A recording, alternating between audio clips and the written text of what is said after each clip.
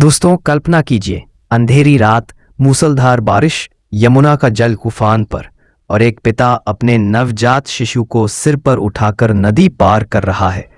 यह सिर्फ किसी का जन्म नहीं था, यह था अधर्म के अंत और धर्म की स्थापना का वचन।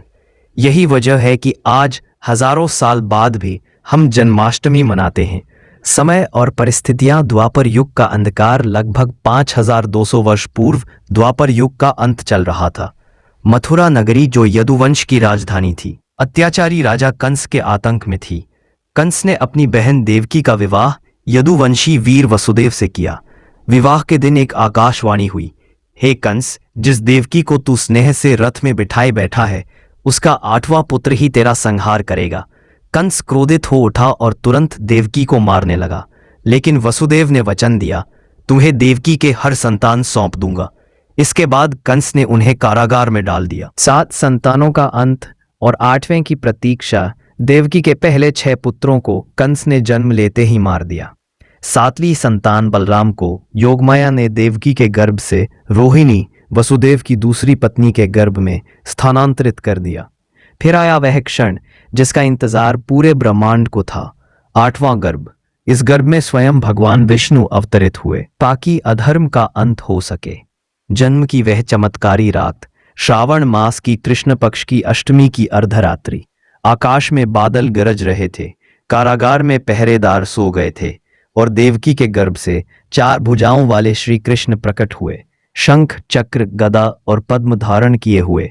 उन्होंने वसुदेव देवकी से कहा, मैं तुम्हारा पुत्र बनकर अवतरित हुआ हूं, अब मुझे गोकुल में नंद यशोदा के घर पहुंचा दो। यमुना पार की यात्रा। वसुदेव ने नवजात कृष्ण को टोकरी में रखा और कारागार के द्वार अपने आप खुल गए। मूसलधार बारिश के बीच वे यमुना में उतरे। कहा जाता है, यमुना मां ने भगवान के चरण स्पर्श के लिए जलस्तर बढ़ा दिया और शेषनाग ने वसुदेव के ऊपर अपना फन फैलाकर बारिश से रक्षा की। गोकुल पहुंचकर उन्होंने कृष्ण को यशोदा की कन्या के साथ बदल दिया और वापस लौट आए। बाल्य लीला और कंसवध। गोकुल में कृष्ण ने माखन चोरी, कालिया नाग मर्दन, पूतना वध जैसी लीलाएं की। बड़े होकर मथुरा पहुंचे और कंस का वध कर मथुरा को मुक्त कराया। श्री कृष्ण का जीवन और महाभारत। मथुरा से द्वारका की स्थापना, अर्जुन को गीता उपदेश, कुरुक्षेत्र में पांडवों का मार्गदर्शन, यदा यदा ही धर्मस्य का शाश्वत संदेश। श्री कृष्ण का पृथ्वी से प्रस्थान। महाभारत युद्ध के बाद जब यदुवंश का अंत हुआ, श्री कृष्ण ने प्रभास क्षेत्र में ध्यान करते हुए अपने दिव्य लोक गमन की लीला की। उनके जाने के साथ द्वापर युग समाप्त हुआ और कलयुग का आरंभ हुआ। आज श्री कृष्ण कहाँ हैं? शास्त्रों के अनुसार श्री कृष्ण गोलोक वृंदावन में विराजमान है। यह एक दिव्य लोक है जहां समय और मृत्यु का कोई प्रभाव नहीं। भक्त जब प्रेम और भक्ति से उनका नाम स्मरण करते हैं तो वे वहीं से उनके जीवन में उतर आते हैं।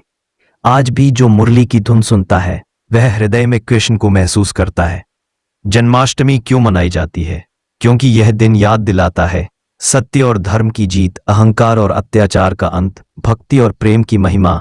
हम हर साल अष्टमी की रात व्रत रखते हैं, मध्य रात्र में कृष्ण जन्म का उत्सव मनाते हैं ताकि इस धरती पर प्रेम, करुणा और धर्म बना रहे। दोस्तों, अगर आपको श्री कृष्ण जन्माष्टमी की यह अद्भुत कथा पसंद आई हो तो इस वीडियो को लाइक करें, शेयर करें और हमारे चैनल मिस्ट्री बाय रोशन को सब्सक्राइब करें, जहां हम आपको लाते हैं ऐसी ही दिव्य और रहस्यमयी कहानियां जो न सिर्फ आपके ज्ञान को बढ़ाएंगी बल्कि आपके दिल को भी छू जाएंगी।